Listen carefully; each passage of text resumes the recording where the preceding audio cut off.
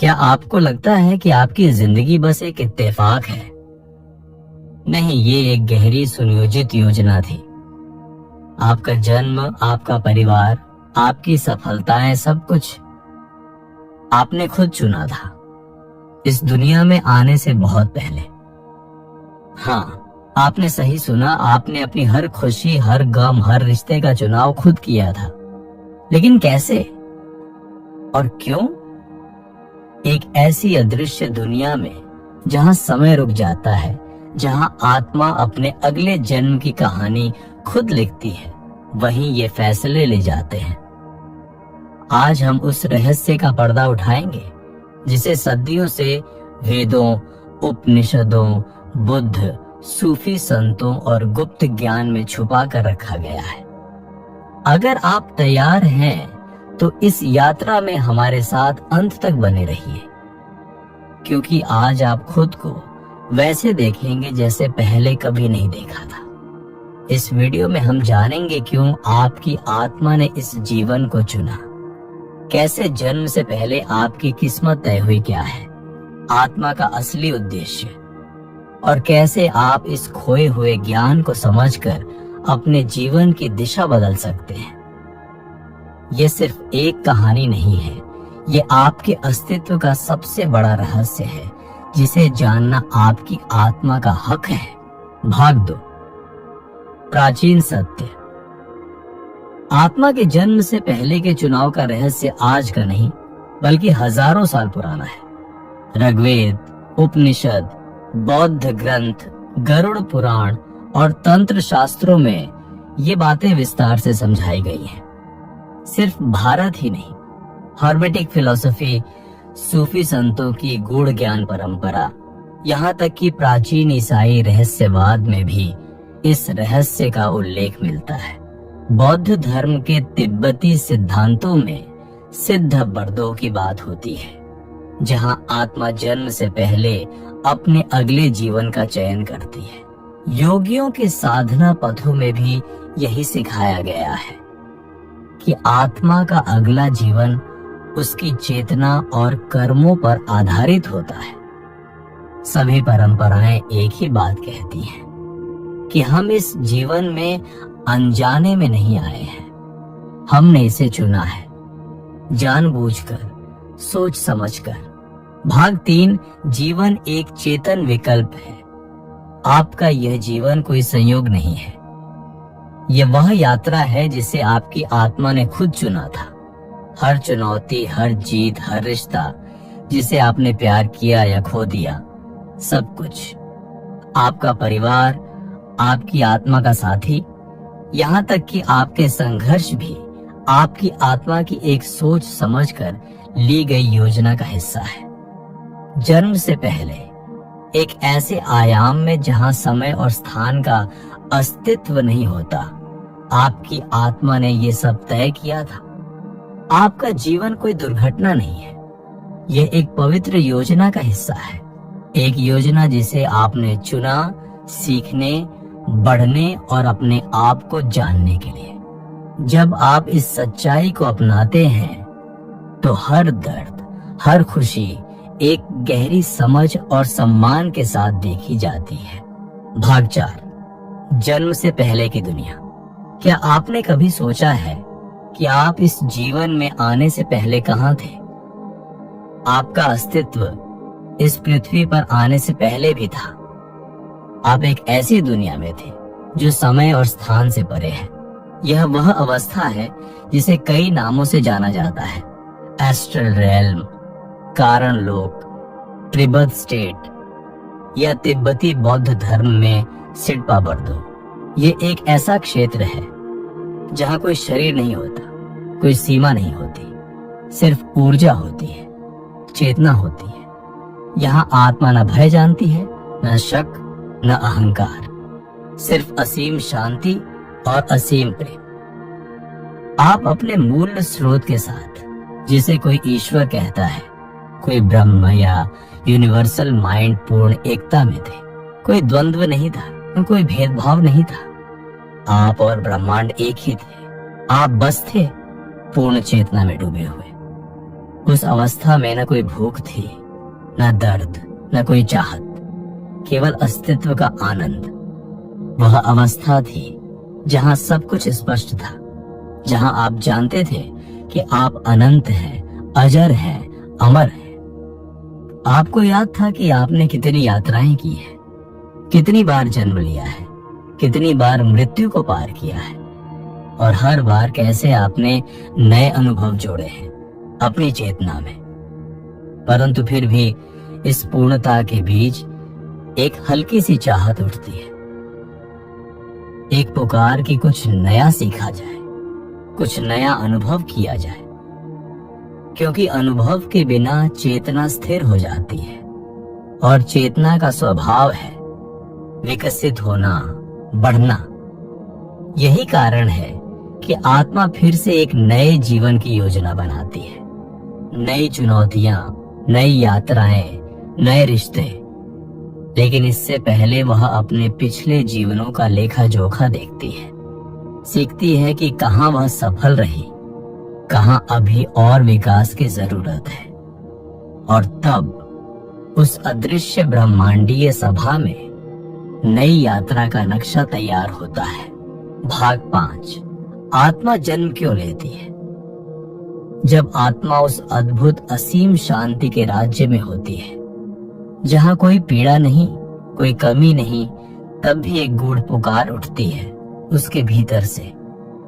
ये पुकार है विकास की, अनुभव की, प्रेम की गहराइयों को महसूस करने की, क्योंकि सिर्फ शांति में रहना काफी नहीं होता।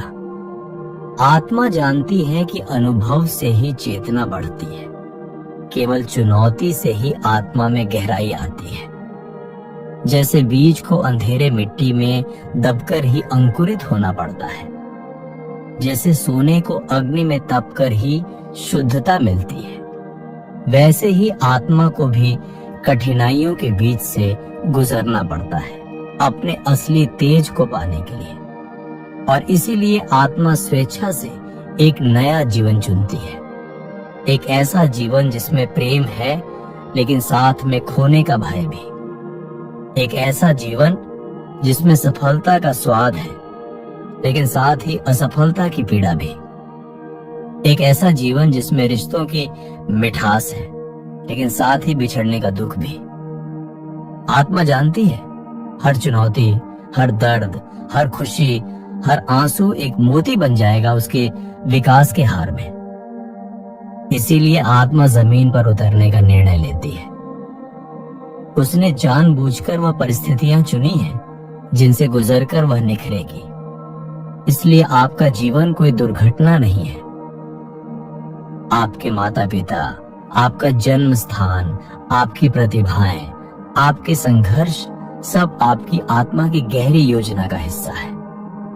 आपने खुद यह जीवन चुना है। हर वो पल जिसे आपने जिया है या जी रहे हैं, ये समझने पर जीवन का हर अनुभव, चाहे वह जितना भी कठिन क्यों ना हो, एक गहरा अर्थ और उद्देश्य ले आता है। आप सिर्फ एक शरीर नहीं है, आप एक यात्री हैं, एक अनंत यात्रा पर। और इस जीवन की राह आपने खुद चुनी है, अपने प्रेम और अपने विकास के लिए। भाग 6, जन्म से पहले की योजना। अब सोचिए, जब आत्मा निर्णय कर लेती है कि वह धरती पर जन्म लेगी, तो क्या यह सब अचानक हो जाता है? क्या वह बस किसी भी जीवन में उतर जाती है? नहीं, यह एक गहरी सूक्ष्म योजना होती है। जन्म लेने से पहले आत्मा एक विशेष क्षेत्र में जाती है, जिसे कई परंपराएं बीच का लोक या अंतर जीवन क्षेत्र कहती है।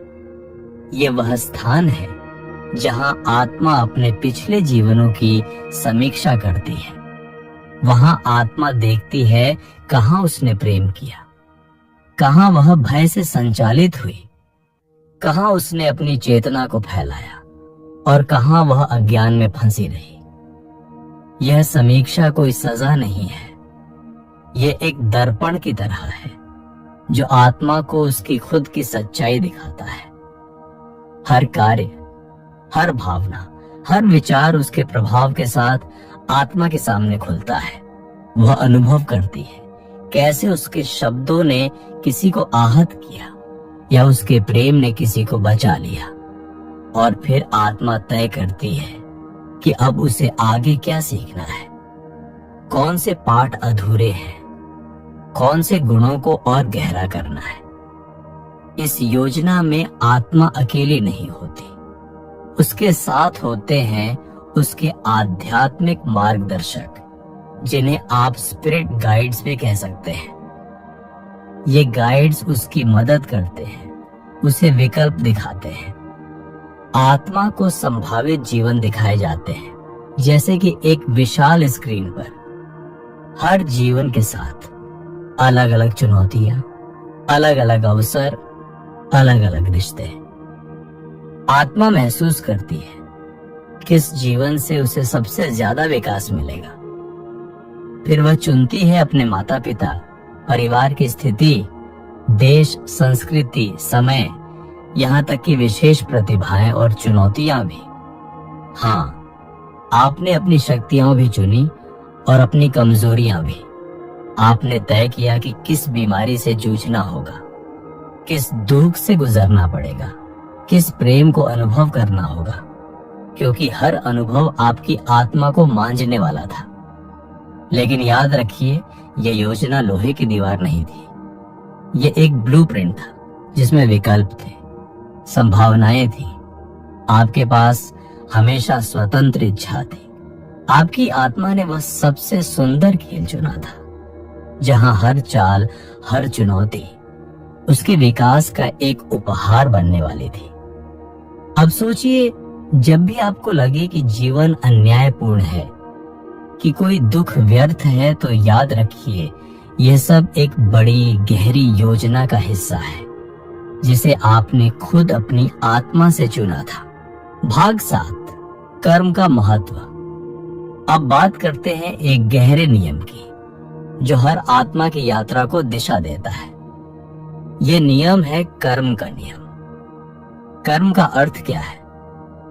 बहुत सरल भाषा में कहें तो हर कार्य, हर भावना, हर सोच एक ऊर्जा बनाती है। यह ऊर्जा कभी नष्ट नहीं होती। यह लौट कर आती है, कभी इस जीवन में, कभी अगले में, गहरी आवाज में। जैसे बीज बोने से वैसा ही फल आता है, वैसे ही हर कर्म अपना परिणाम साथ लेकर आता है। अगर आपने प्रेम का बीज बोया तो प्रेम की फसल पाई। अगर आपने घृणा का बीज बोया तो पीड़ा की फसल मिली। लेकिन ध्यान दीजिए, कर्म कोई सजा नहीं है, यह सिर्फ सिखाने का तरीका है। कर्म एक शिक्षक है जो आत्मा को उसके हर क्रिया के असर का अनुभव कराता है, ताकि वह समझ सके कैसा बनना है और क्या छोड़ना है। आपका वर्तमान जीवन आपकी पिछली यात्राओं का प्रतिबिंब है। कुछ घटनाएं जो आपको समझ नहीं आती, वे पुराने कर्मों के फल हो सकते हैं। कभी आपने किसी का सहारा बना था, आज कोई आपके लिए बनता है। कभी किसी के दिल को तोड़ा था, आज आप खुद टूटने का दर्द महसूस करते हैं। ध्यान दीजिए, इसका मतलब ये नहीं कि आप पीड़ित हैं, बल्कि आप एक सच्चे योद्धा हैं जो सीख रहा है, बढ़ रहा है। कर्म 2 स्तर पर काम करता है। पहला है संचित कर्म, यानी सारे पुराने कर्मों का भंडार, और दूसरा है प्रारब्ध कर्म, यानी इस जीवन में जो कर्म आपको भुगतने या सीखने के लिए मिले हैं। जो आप आज अनुभव कर रहे हैं वह प्रारब्ध कर्म का परिणाम है, लेकिन जो आज आप सोचते हैं, करते हैं, वह आपका भविष्य बना रहा है। मतलब साफ है, भविष्य आपके हाथ में है। आज का हर छोटा कदम, हर छोटी दया, हर छोटी क्षमा आपके अगले पथ को उज्जवल बना सकता है।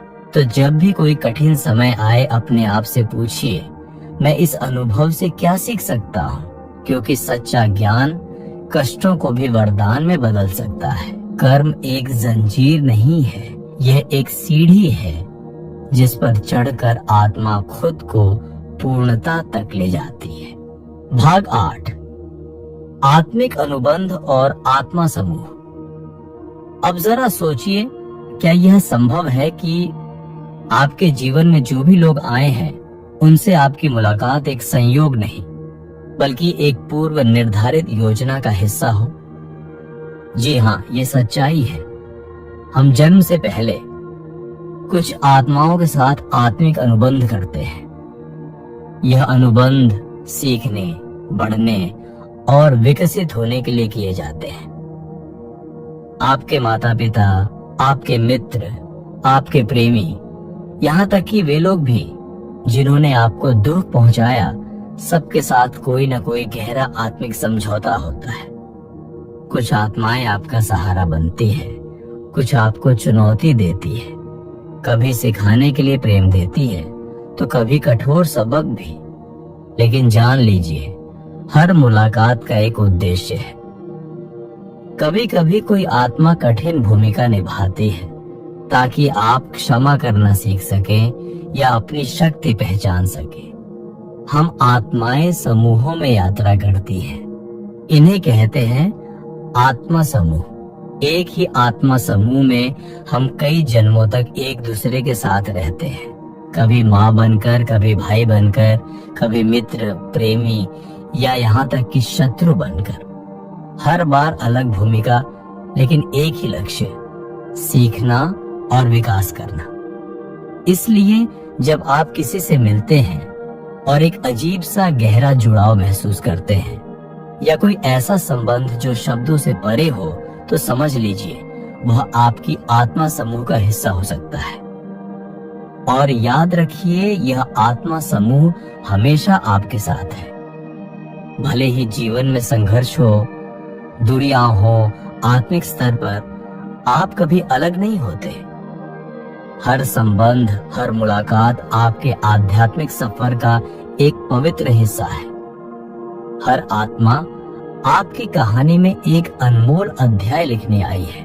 भाग 9, आध्यात्मिक मार्गदर्शक और आत्मा का चुनाव। अब सोचिए, जब आत्मा अपना अगला जन्म चुनती है तो क्या वह अकेली होती है? नहीं, इस पवित्र प्रक्रिया में आत्मा के साथ होते हैं उसके आध्यात्मिक मार्गदर्शक। ये मार्गदर्शक बड़ी प्रेमपूर्ण ऊर्जा वाले दिव्य प्राणी होते हैं जिनका एकमात्र उद्देश्य है आपकी आत्मा को रास्ता दिखाना। वे आपको आपकी कमजोरियों और शक्तियों का आईना दिखाते हैं, आपको चुनौतियां और अवसर दोनों समझाते हैं। जब आप एक नया जीवन चुनते हैं, ये मार्गदर्शक आपके साथ मिलकर योजना बनाते हैं। वे आपको आपकी पिछली यात्रा याद दिलाते हैं, आपके अधूरे सबक, आपकी उपलब्धियां। वे आपको बताते हैं कि कहां और किस अनुभव की जरूरत है। लेकिन अंतिम निर्णय हमेशा आपकी आत्मा का ही होता है। कोई आपको मजबूर नहीं करता, कोई आपको सजा नहीं देता। आप अपनी अगली यात्रा खुद अपने विकास की प्यास से चुनते हैं। आध्यात्मिक मार्गदर्शक केवल सलाहकार होते हैं, जैसे एक प्रेमपूर्ण शिक्षक जो मार्ग दिखाता है, लेकिन चलना आपको ही पड़ता है। और जब आप पृथ्वी पर जन्म लेते हैं तो ये मार्गदर्शक अदृश्य रहते हुए भी आपकी आत्मा के बहुत पास होते हैं। वे संकेतों के जरिए, सपनों के जरिए, अचानक आने वाली समझदारी के जरिए आपका मार्गदर्शन करते रहते हैं। जब कभी जीवन कठिन लगे या राह धुंधली लगे, याद रखिए आप कभी अकेले नहीं हैं। आपके साथ हैं आपके आध्यात्मिक साथी। बस जरूरत है उनकी फुसफुसाहट को सुनने की, अपने दिल की आवाज को पहचानने की। आप एक दिव्य टीम के साथ आए हैं जो हर पल आपके पीछे खड़ी है। भाग 10, स्वतंत्र इच्छा, फ्री विल। अब एक और गहरी सच्चाई को जानिए। भले ही आपकी आत्मा ने इस जीवन की योजना बनाई हो, फिर भी आपको मिली है स्वतंत्र इच्छा। हाँ, आपके जीवन का ब्लूप्रिंट बना है, लेकिन रास्ता तय करना हमेशा आपके हाथ में है। हर मोड़ पर, हर फैसले पर आपके पास होता है चुनाव का अधिकार।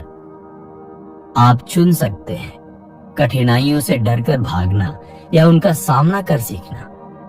आप चुन सकते हैं क्रोध और घृणा में फंसना या क्षमा और प्रेम का मार्ग अपनाना। आपका व्यवहार, आपके निर्णय ही तय करते हैं आप अपने लिए बनाई गई योजना को कैसे निभाते हैं। कभी कभी कोई सीख आप जल्दी समझ लेते हैं तो जीवन आसान हो जाता है। कभी कभी अहंकार या डर के कारण सीख को टालते हैं तो जीवन और चुनौतीपूर्ण बन जाता है। यही कारण है कि कोई भी भविष्यवाणी, कोई भी जन्मपत्री आपके पूरे जीवन को पूरी तरह नहीं बता सकती, क्योंकि हर पल आप अपनी नई संभावनाएं गढ़ रहे हैं। यही है आत्मा का असली खेल, योजना बनाना और फिर स्वतंत्र इच्छा से उसे जीवंत करना। आपका भविष्य पत्थर पर लिखी कहानी नहीं है, यह एक प्रवाह है जिसे आप अपने विचारों, भावनाओं और कर्मों से आकार देते हैं। हर बार जब आप प्रेम चुनते हैं, हर बार जब आप माफी चुनते हैं, हर बार जब आप साहस चुनते हैं, आप अपने जीवन को नई ऊंचाइयों पर ले जाते हैं। तो अगली बार जब जिंदगी आपको किसी मोड़ पर खड़ा करे, याद रखिए चुनाव आपका है। आप निर्माता हैं अपने भाग्य के, अपनी कहानी के, और यही आपकी सबसे बड़ी शक्ति है, स्वतंत्र इच्छा। भाग 11, भूलने का पर्दा, वेल ऑफ फॉरगेटिंग। तो अगर आत्मा ने सब कुछ पहले से तय कर लिया तो हमें ये सब याद क्यों नहीं रहता? क्योंकि जन्म लेते समय हम सबके ऊपर डाला जाता है भूलने का पर्दा। ये पर्दा हमें भुला देता है हमारी पिछली जिंदगियां, हमारी बनाई गई योजना, हमारा असली दिव्य स्वरूप। यह भूलना कोई सजा नहीं है, ये एक वरदान है। अगर आप सब कुछ याद रखते तो क्या आप सच में सीख पाते? अगर आपको पहले से हर दर्द, हर चुनौती का ज्ञान होता तो क्या आप दिल से अनुभव कर पाते? भूलने का ये पर्दा हमें अवसर देता है हर अनुभव को नए सिरे से महसूस करने का, खुशी को महसूस करने का, दर्द को अपनाने का, प्यार को जानने का और खुद को फिर से खोजने का। यही है जीवन की सुंदरता कि हम खोते हैं, भटकते हैं, गिरते हैं और फिर उठते हैं। इस भूलने के पर्दे के बावजूद आत्मा के संकेत हमेशा हमारे साथ होते हैं। कभी किसी सपने में, कभी किसी अचानक आई भावना में, कभी किसी अजनबी की बात में हमें अपनी आत्मा की झलक मिलती है। ये इंट्यूशन, ये छोटे छोटे डेजा वू के पल, ये भीतर से उठती आवाज, यही तो आत्मा की याद दिलाते हैं। हमारे जीवन की असली यात्रा यही है, भूलने के बाद फिर से याद करना। याद करना कि हम कौन हैं, क्यों आए हैं, क्या बनना है। यही है असली जागृति, यही है असली मुक्ति की ओर पहला कदम। भाग 12, भौतिक दुनिया एक शिक्षण स्थल। अब सवाल उठता है, आखिर आत्मा को सीखने के लिए कहाँ भेजा जाता है? उत्तर है भौतिक दुनिया, यानी यह संसार जिसमें आप और हम जी रहे हैं। यह संसार कोई साधारण जगह नहीं है, ये एक विशाल पाठशाला है जहां आत्मा को असली इम्तिहान दिए जाते हैं। यहाँ सब कुछ है, सुख दुख, प्रेम विरह, सफलता असफलता। हर भावना, हर संघर्ष एक सबक लेकर आता है। अगर आत्मा केवल प्रकाश और आनंद में रहती तो वह धैर्य कैसे सीखती, माफी कैसे जानती, संघर्षों में अपने भीतर के दिव्यता को कैसे पहचानती। यही वजह है कि इस संसार में सीमाएं रखी गई हैं, समय, दूरी, मृत्यु और भावनाओं का उतार चढ़ाव। यह सीमाएं हमें चुनौती देती है, हमें मजबूर करती है खुद को तलाशने के लिए। इसी घने अंधेरे में हम अपने भीतर के प्रकाश को ढूंढते हैं। शरीर की नश्वरता, समय की पकड़, संबंधों की नाजुकता, ये सब हमें सिखाते हैं कि कुछ भी स्थायी नहीं है और इसी अस्थायीता में हम असली प्रेम, सच्ची करुणा और वास्तविक आत्मज्ञान पाते हैं। यही वजह है कि जीवन कभी भी परफेक्ट नहीं लगता, क्योंकि इसे परफेक्ट बनाया ही नहीं गया था। इसे बनाया गया था आपको तोड़ने के लिए नहीं, बल्कि आपको गढ़ने के लिए। प्रत्येक कठिनाई एक दरवाजा है, हर आंसू एक शिक्षा है, हर बिछड़ाव एक नया मोड़ है। और जब आप इस नजरिए से देखना शुरू करते हैं तो हर पल, हर अनुभव एक वरदान बन जाता है। भौतिक संसार आत्मा के विकास का सबसे सुंदर, सबसे चुनौतीपूर्ण और सबसे जरूरी मंच है। भाग 13, मृत्यु के बाद। तो जब शरीर समाप्त हो जाता है, क्या कहानी वहीं खत्म हो जाती है? नहीं, ये तो एक नए अध्याय की शुरुआत होती है। मृत्यु के बाद आत्मा एक विशेष अवस्था में प्रवेश करती है, जिसे कहते हैं इंटर लाइफ या मृत्यु के बीच की दुनिया। यह एक ऐसा स्थान है जहां न शरीर है, न समय, सिर्फ चेतना है। यहाँ आत्मा रुकती है, आराम करती है, सोचती है और अपने पिछले जीवन का गहराई से निरीक्षण करती है। इसे लाइफ रिव्यू कहा जाता है। इसमें आत्मा अपने पूरे जीवन को देखती है, लेकिन सिर्फ यादों की तरह नहीं, बल्कि आत्मा खुद महसूस करती है अपने हर कार्य का प्रभाव। किसी को दी गई खुशी या पहुंचाया गया दुख, सब कुछ खुद अनुभव करती है। ये कोई दंड नहीं है, न ही कोई बाहरी न्याय। यह है आत्मा की अपनी अंतरात्मा का दर्पण। इस समीक्षा के दौरान आत्मा सीखती है, कहाँ उसने प्रेम चुना, कहाँ उसने भय को अपना लिया। इंटर लाइफ में आत्मा को यह भी मौका मिलता है अपने कर्मों को समझने का, अपने अगले कदमों की योजना बनाने का। यह एक सुंदर करुणामय प्रक्रिया है, जहां आत्मा को न तो आरोपित किया जाता है, न सजा दी जाती है, बस सीखने का अवसर दिया जाता है। यह समय अलग अलग आत्माओं के लिए अलग होता है। कुछ जल्दी आगे बढ़ती है, कुछ लंबा विश्राम लेती है। इंटर लाइफ में आत्मा अपने सोल ग्रुप से मिलती है, उन आत्माओं से जो हमेशा उसके साथ रही है। यह एक पुनर्मिलन जैसा होता है, जहां प्रेम, समझ और अपनापन भरा होता है। फिर जब आत्मा तैयार हो जाती है, तो वह एक नया जीवन चुनने की प्रक्रिया शुरू करती है। लेकिन क्यों? क्योंकि आत्मा जानती है सीखने का सिलसिला अभी खत्म नहीं हुआ, यात्रा अभी बाकी है। भाग 14, यात्रा का अंतिम लक्ष्य, मुक्ति। आत्मा बार बार जन्म लेती है, सीखती है, बढ़ती है, अनुभव करती है, लेकिन क्या यह यात्रा कभी पूरी होती है? हाँ, इस यात्रा का एक अंतिम लक्ष्य है मुक्ति, या जिसे हम कहते हैं मोक्ष।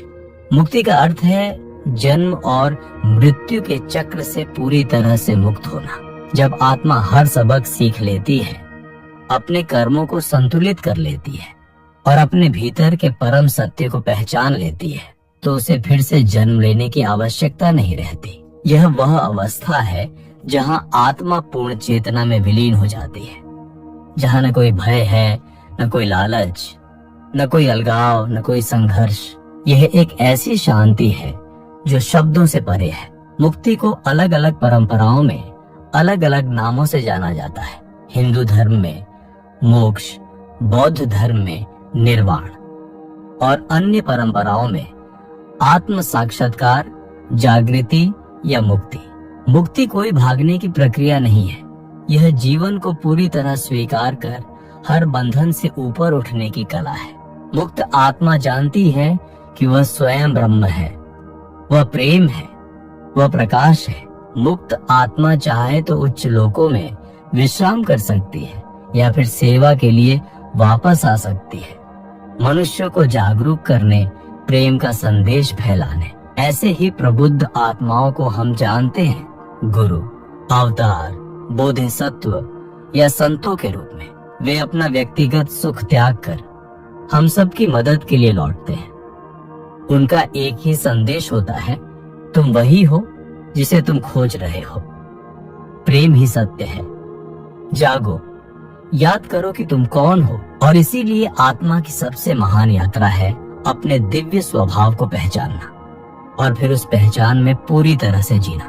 अगर इस यात्रा ने आपके दिल को छुआ है, अगर आप भी महसूस करते हैं कि आप सिर्फ एक शरीर नहीं बल्कि एक अनंत आत्मा है, तो नीचे कमेंट में एक शब्द जरूर लिखिए, जागृति। हाँ, सिर्फ जागृति लिखिए, क्योंकि जब आप यह शब्द लिखते हैं तो आप अपने भीतर की शक्ति को पहचानते हैं और एक नई शुरुआत करते हैं। यह चैनल सिर्फ एक YouTube चैनल नहीं है, यह एक आंदोलन है, एक परिवार है उन आत्माओं का जो जाग रहे हैं, जो सच को जानना चाहते हैं। अगर आप इस परिवार का हिस्सा बनना चाहते हैं तो चैनल को सब्सक्राइब करें और इस ज्ञान को अपने दोस्तों और अपनों तक शेयर करें। हर शेयर, हर सब्सक्रिप्शन हमारी सामूहिक चेतना को और मजबूत करेगा। यहीं से एक नई सुबह की शुरुआत होगी।